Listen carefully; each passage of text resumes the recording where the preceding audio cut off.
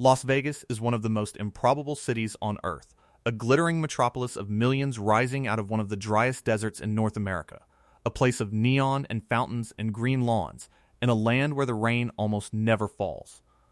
And this improbable city depends, for almost all of its water, on a single great reservoir, Lake Mead.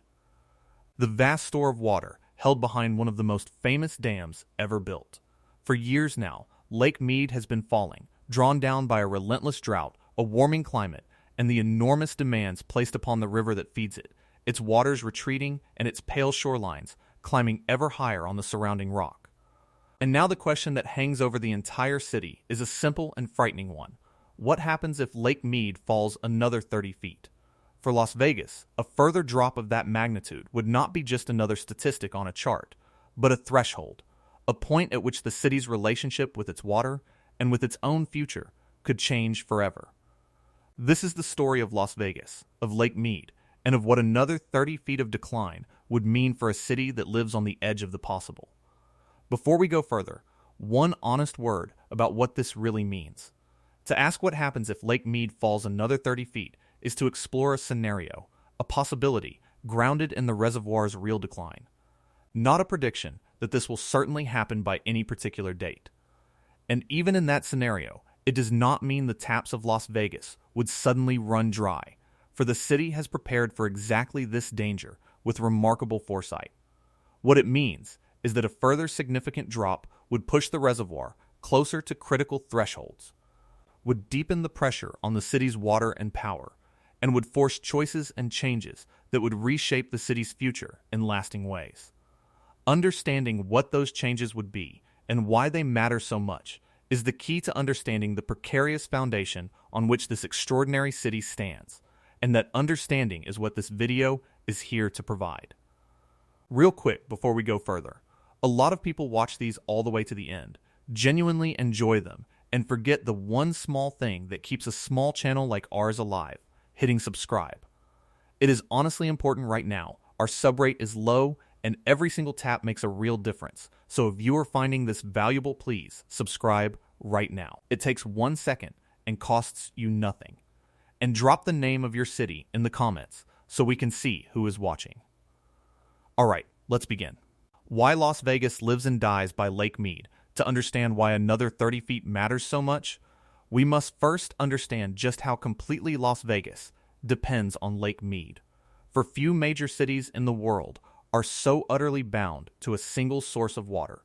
The great river of the Southwest, dammed to create Lake Mead, is the lifeline of the entire region, and Las Vegas draws the overwhelming majority of its water, the vast bulk of what the city and its millions of residents and visitors use every day, directly from that one reservoir.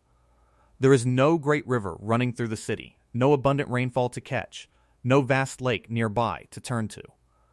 There is only Lake Mead, and the water it holds behind the dam. This near-total dependence on a single source is the defining fact of the city's existence, and it is what makes the reservoir's decline so perilous. When a city draws its water from many sources, it can absorb the loss of any one of them, shifting to the others when one fails. But Las Vegas has no such cushion, for it leans almost entirely on Lake Mead, so that the fortunes of the city rise and fall, quite literally, with the level of the reservoir. When Lake Mead is high, the city's water is secure. When Lake Mead falls, the city's security falls with it. This is why the people who manage the city's water and the leaders who plan its future watch the level of the reservoir with an intensity that can be hard for outsiders to understand, for they know that the surface of that distant lake is, in a very real sense, the surface on which the whole city floats. A drop of 30 feet in Lake Mead is not a distant event happening somewhere else, but a change that reaches directly into the life of every person in the city, into the water that flows from every tap, and into the future of the entire metropolis. It is worth pausing to appreciate the sheer improbability of what Las Vegas has achieved, for it makes the stakes of the reservoir's decline all the clearer. This is a city that receives only a few inches of rain in an entire year, set in a valley ringed by bare desert mountains, in a region so arid that without imported water, it could support only a tiny fraction of the people who live there today. And yet, on the strength of the water drawn from Lake Mead, it has grown into a metropolis of millions, welcoming tens of millions of visitors every year.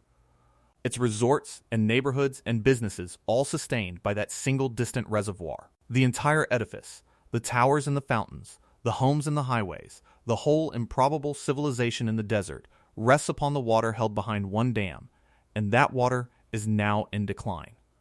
This is what makes the question of another 30 feet so profound. For it is not merely a question about a reservoir, but a question about whether the foundation beneath one of the most remarkable cities in the world will hold, and about how that city must change to secure its future as the foundation shifts beneath it.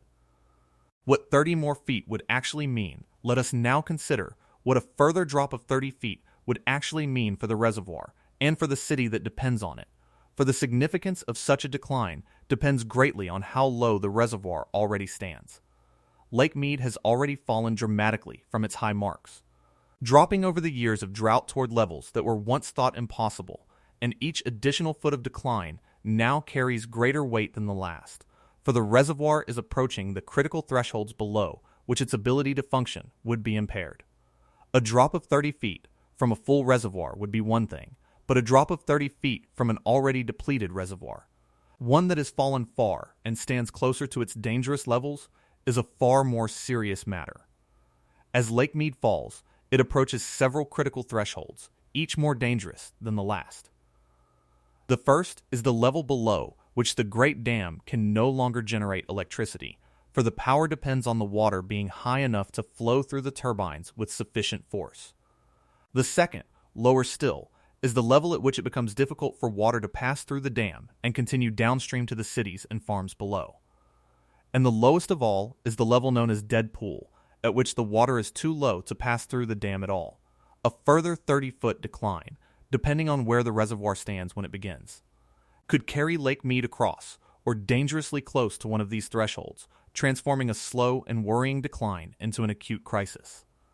For Las Vegas, the danger is compounded by the fact that the city draws its water directly from the reservoir through intakes, and as the water falls, those intakes come into danger of being left above the surface, unable to draw water at all. 30 more feet, then, is not just a number, but a potential crossing of thresholds that could change everything about how the city gets its water and how secure that water is. There is a further reason that each additional foot of decline matters more than the last, and it lies in the shape of the reservoir itself. Lake Mead, like most reservoirs, is not a uniform bathtub, but a great basin that narrows toward the bottom, wide near the top and progressively narrower as it deepens. This means that as the reservoir falls, each foot of decline represents a smaller and smaller volume of water, so that the same amount of water lost causes the level to drop faster the lower it gets. In practical terms, the reservoir falls more quickly as it empties, so that a 30-foot decline that might once have taken many years could, from a low starting point, happen far faster, and the reservoir could approach its critical thresholds with alarming speed. This accelerating decline is one of the reasons the managers of the river watch the reservoir with such anxiety. For the closer it comes to the bottom, the faster it can fall, and the less time there is to respond. Another 30 feet from an already low reservoir could come sooner than many expect, and its consequences could arrive with little warning. Quick question I would genuinely love your take on, and it takes 10 seconds. Did you know that almost all of Las Vegas gets its water from just one reservoir, and that a drop of a few dozen feet could change the whole city? Drop a yes or a no in the comments, because your answers help me understand what surprises people most, and I read every single reply.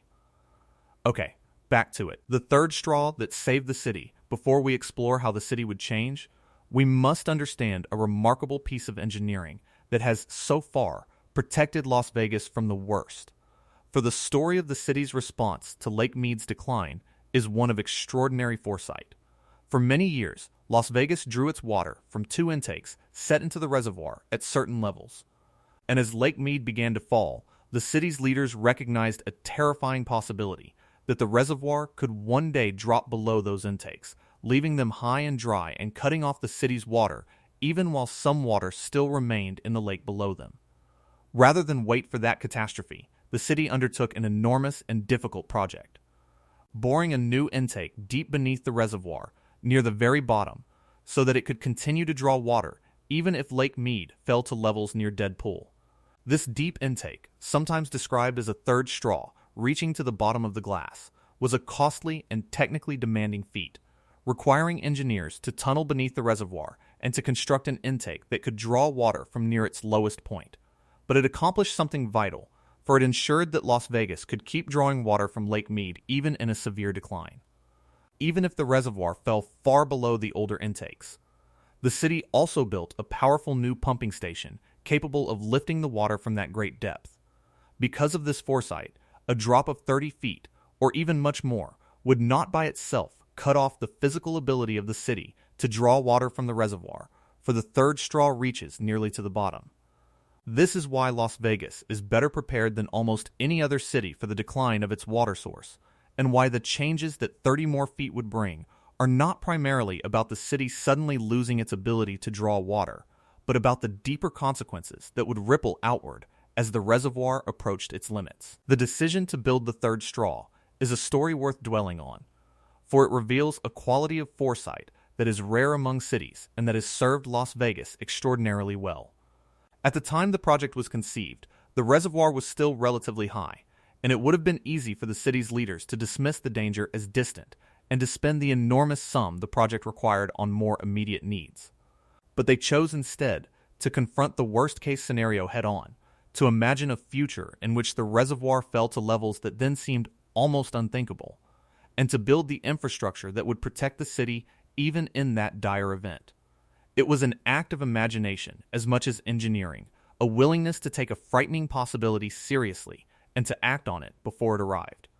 The wisdom of that choice has been borne out by the reservoir's continued decline, for the levels that once seemed unthinkable have drawn steadily closer, and the third straw that was built as insurance against a distant nightmare has become a vital protection against a present danger. It is a lesson in the value of preparing for the worst while there is still time.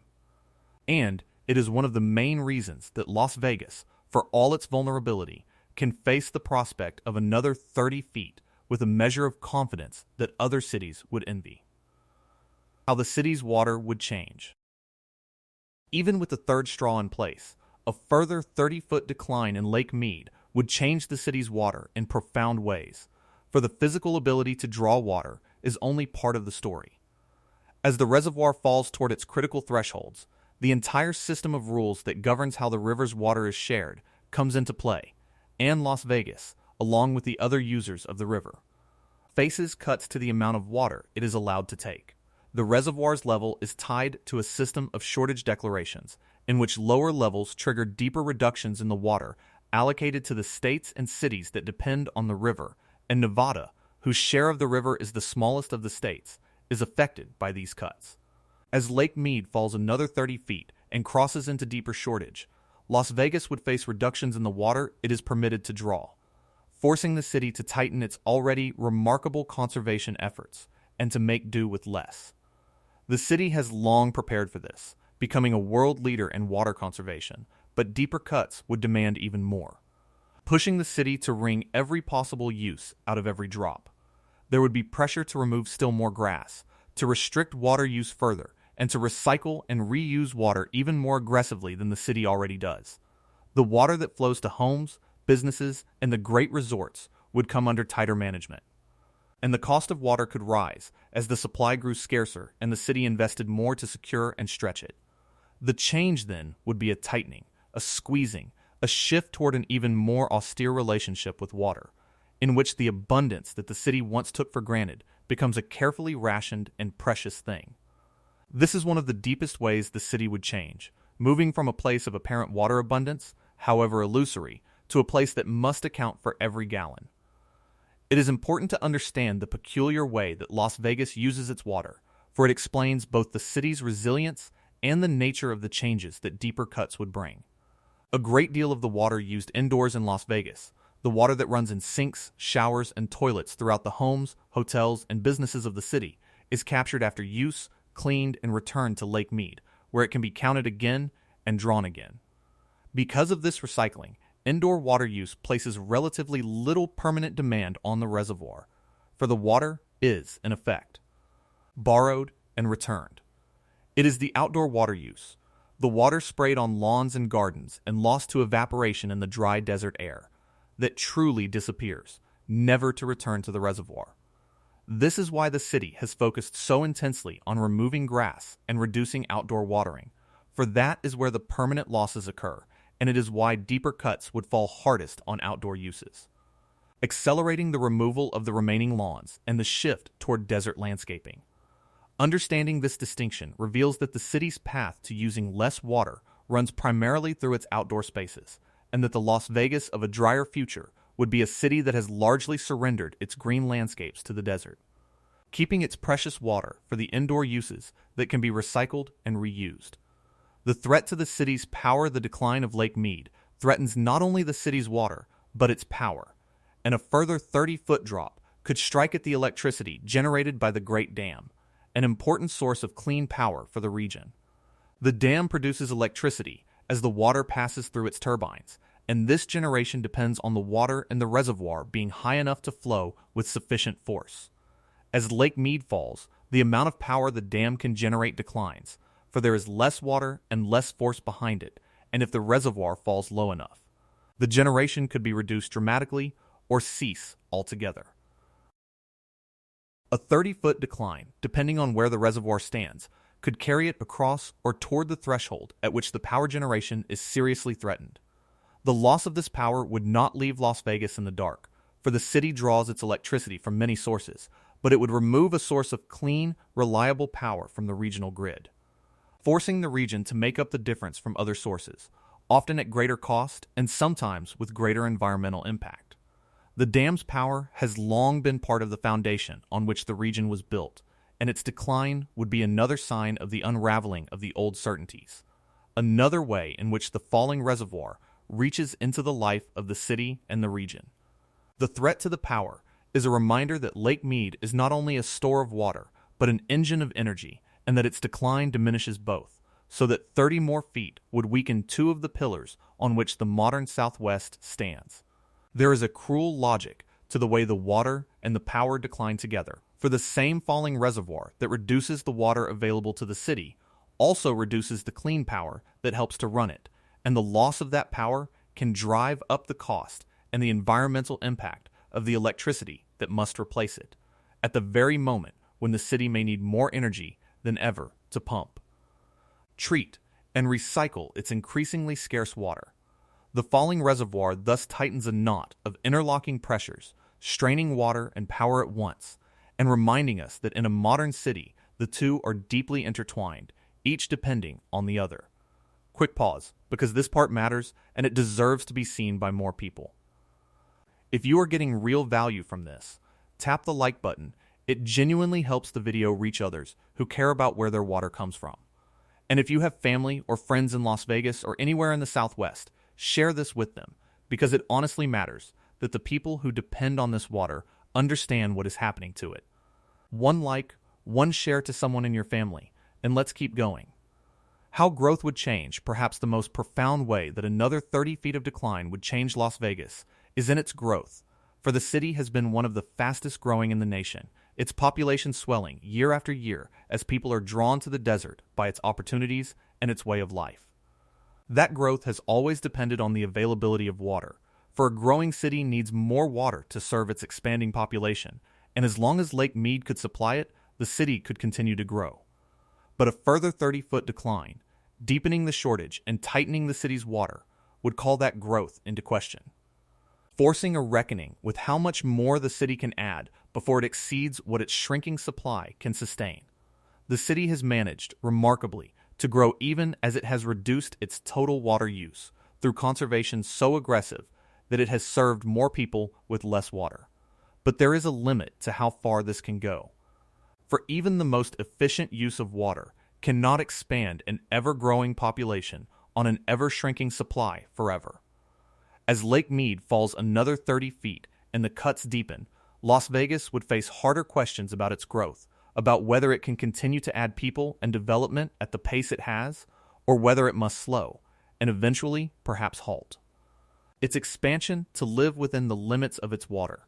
This would be a profound change for a city whose identity has been bound up with growth, with the constant building of new resorts, new neighborhoods, and new attractions, and it would mark a shift from a mindset of endless expansion to one of living within limits.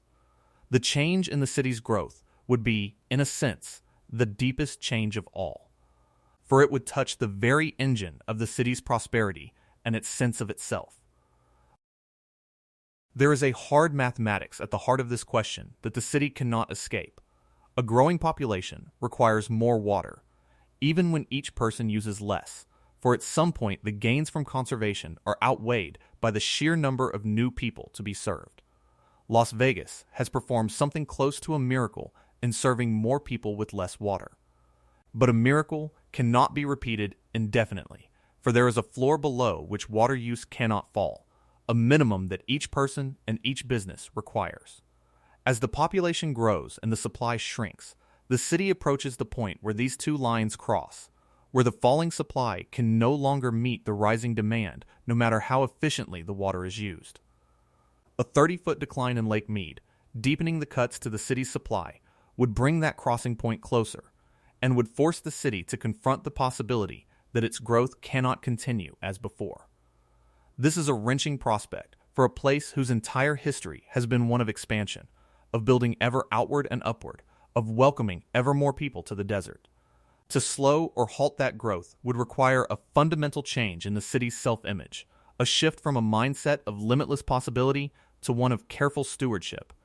And it is perhaps the hardest change of all for a city that has always believed that anything is possible. How daily life would change beyond the great questions of water, power, and growth. A further 30-foot decline in Lake Mead would change the daily life of the people who live in Las Vegas, in ways both large and small. The most visible change would be in the landscape of the city itself, for as the water grew scarcer and the restrictions tightened, the green lawns, the ornamental fountains, and the lush landscaping that once symbolized the city's defiance of the desert would give way increasingly to desert landscaping, to gravel and native plants and the muted colors of the arid land. The city has already been transforming itself in this way, tearing out grass and reshaping its landscapes, and a deeper decline would accelerate this transformation, so that the Las Vegas of the future would look more like the desert it sits in and less like the green oasis it once pretended to be. The cost of water would rise for households and businesses as the supply tightened and the city invested more to secure it, weighing on family budgets and on the economics of the businesses that use water. Restrictions on water use would grow tighter, governing when and how people could water what little landscaping remained, fill pools, and use water outdoors. And there would be a psychological change as well, a growing awareness among the people of the city that their water is not guaranteed, that the great reservoir on which they depend is in decline, and that the future is less certain than it once seemed. This awareness would reshape how people think about water, encouraging conservation as a way of life rather than an occasional effort. And it would foster a new relationship between the city and the desert, one of respect and accommodation rather than defiance. Children growing up in this new Las Vegas would learn from an early age that water is precious and not to be wasted, and this ethic of conservation, passed from one generation to the next, could become a lasting part of the city's culture. As much a feature of its identity as the neon and the spectacle once were, there would also be a change in the relationship between the people of the city and the great reservoir itself, which has long been a place of recreation as well as a source of water, drawing boaters, anglers, and visitors to its shores. As Lake Mead has fallen, its recreation has already suffered.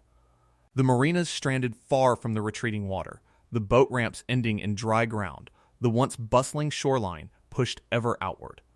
A further 30-foot decline would deepen this loss, transforming a beloved recreational treasure into a shrinking remnant ringed by vast expanses of exposed lakebed, and the sight of the great reservoir so diminished would be a constant, visible reminder to the people of the region of the crisis they face. The daily life of Las Vegas would thus be changed in countless ways, from the look of the streets to the cost of living to the very mindset of the people, as the city adapted to the reality of a shrinking water supply. How the economy would change. The economy of Las Vegas, built so heavily on tourism, entertainment, and the great resorts would also be reshaped by a further decline in Lake Mead, for the city's prosperity depends on its ability to attract and serve millions of visitors, and that ability is tied, in ways both direct and indirect, to its water. The great resorts, with their fountains, their pools, their gardens, and their vast facilities, use significant amounts of water, and as the supply tightened and the cost rose, these establishments would face pressure to reduce their water use, to reimagine their water-intensive attractions, and to operate more efficiently. Many have already begun this work, recycling water and reducing waste, but a deeper decline would demand more.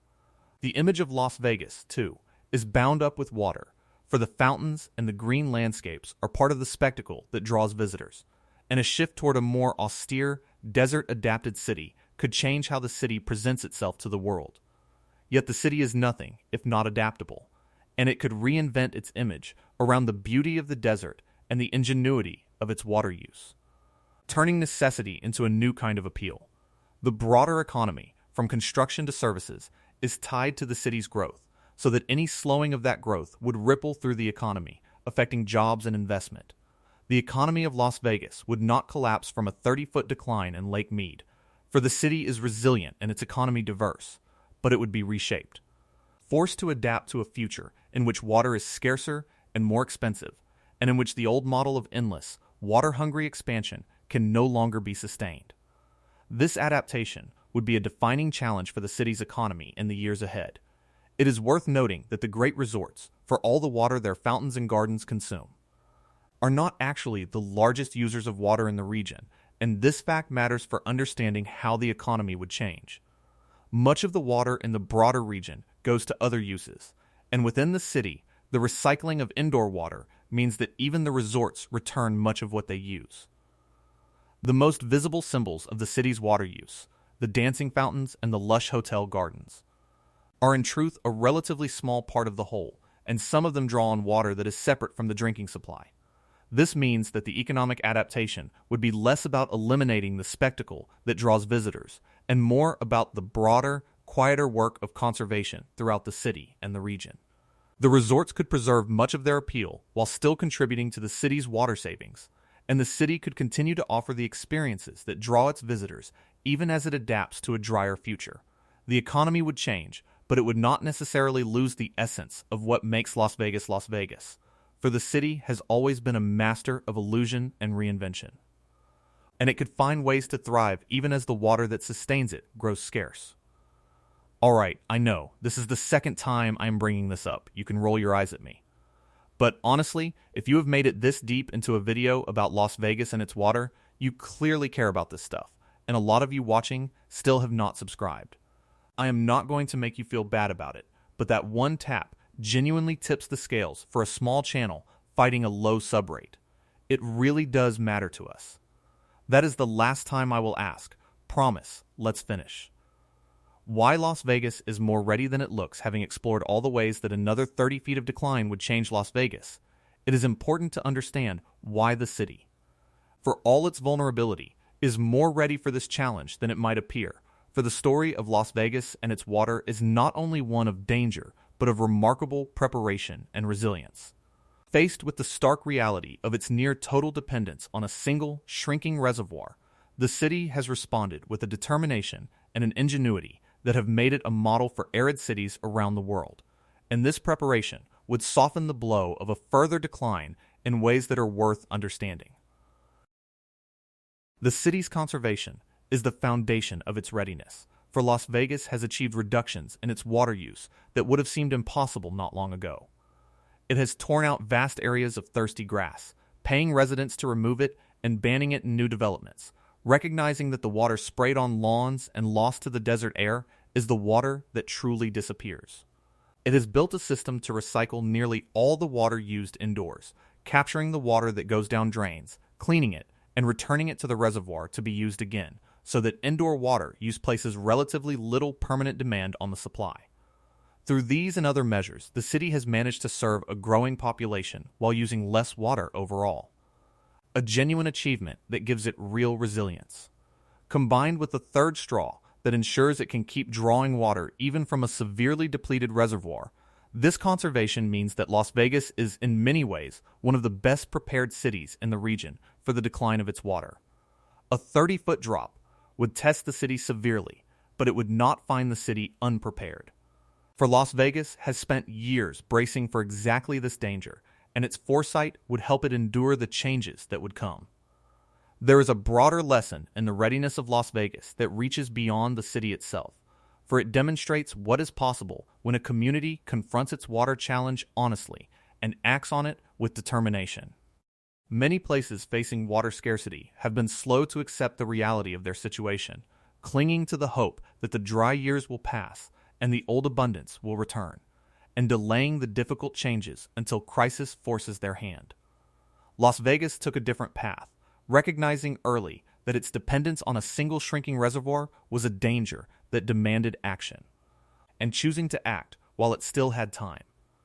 The result is a city that, though deeply exposed, has built itself a real measure of security, and that stands as a model for other arid cities that must one day make the same reckoning. This is perhaps the most hopeful part of the whole story, for it shows that vulnerability is not destiny, and that a city willing to face its situation clearly and to act with foresight can protect itself far better than one that waits and hopes. The example of Las Vegas suggests that the changes a drying climate brings, while they cannot be avoided, can be met, and that the difference between a city that suffers and one that adapts lies largely in the choices it makes and the seriousness with which it confronts the truth. The choices that lie ahead as Lake Mead continues its decline and the possibility of another 30 feet looms. Las Vegas faces a series of choices that would shape its future, and understanding these choices reveals the path the city might take. The most fundamental choice is how to bring its use of water into balance with a shrinking supply, and here the city has several paths, none of them easy, but all of them possible.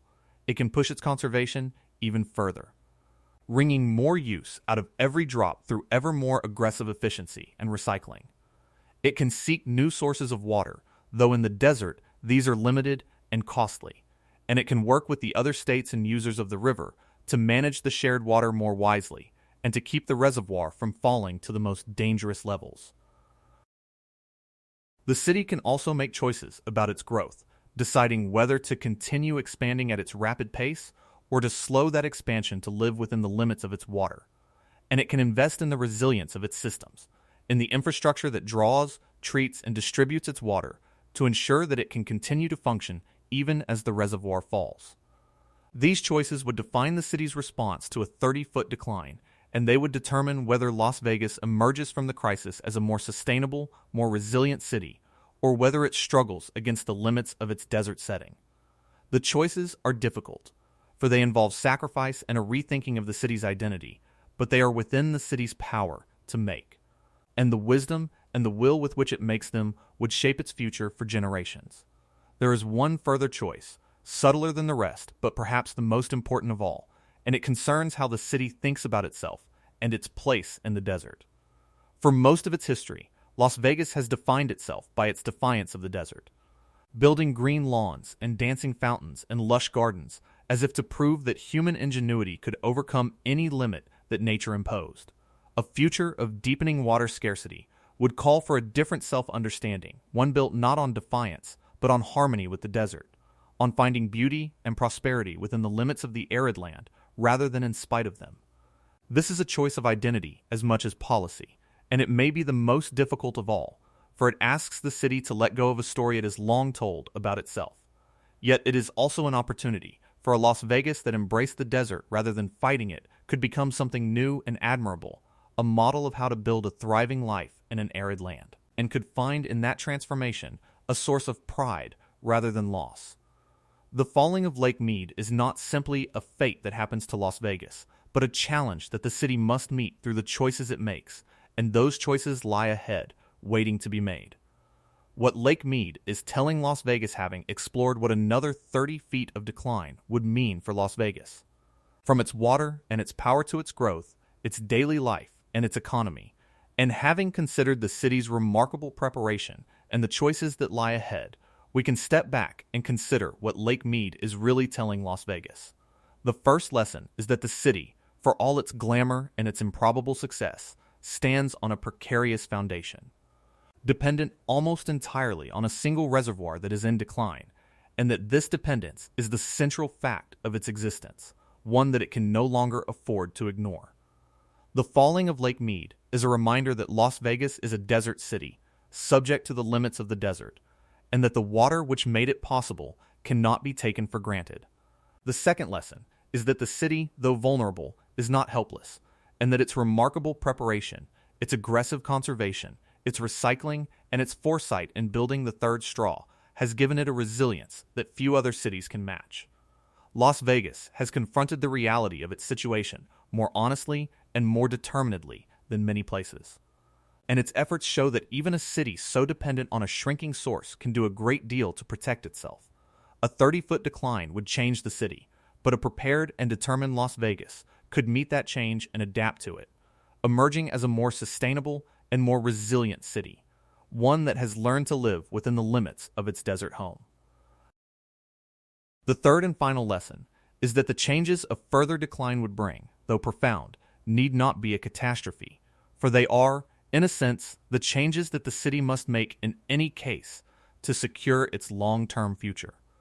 The shift toward a more austere relationship with water, the transformation of the landscape, the rethinking of growth, and the reimagining of the city's identity are all part of the necessary adaptation of a desert city to the reality of a drying climate, and a 30-foot decline would simply accelerate and intensify a transformation that was, in a sense, always coming. Las Vegas would change forever, but change is not the same as ruin. And a city that meets its challenge with wisdom and determination can change for the better, becoming a model of how to thrive in an arid land. It is worth remembering that the greatest cities in history have always been shaped by their relationship with water, rising where the water was abundant and struggling where it grew scarce, and that the story of Las Vegas is, in this sense, part of an ancient human story, the story of people learning to live with the water that the land provides. What is new is the speed and the severity of the change, driven by a warming climate and a shrinking river, and the challenge for Las Vegas is to adapt to that change more quickly than any city has had to before. If it can, it will not only secure its own future, but light the way for the many other places that will face the same reckoning in the years to come, for Las Vegas is in many ways at the leading edge of a challenge that will spread across the arid regions of the world. What Lake Mead is telling Las Vegas is that the age of easy abundance is over, that the city must learn to live within the limits of its water, and that the choices it makes now will determine whether it meets that future with resilience or with crisis. The reservoir is falling, and the city is watching, and the next 30 feet could change Las Vegas forever. But whether that change is a decline into hardship or an adaptation into a more sustainable future is a question that Las Vegas itself, through its choices, its ingenuity, and its determination, still has the full power to answer. In the years that still remain to it, before the reservoir finally